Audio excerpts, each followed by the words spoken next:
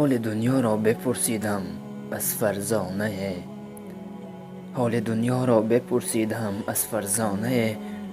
گفت یا خواب است یا باد است یا افسانه. گفتمش احوال عمرم را بگو تا چیست عمر. گفت یا برگ است یا شمع است یا پروانه.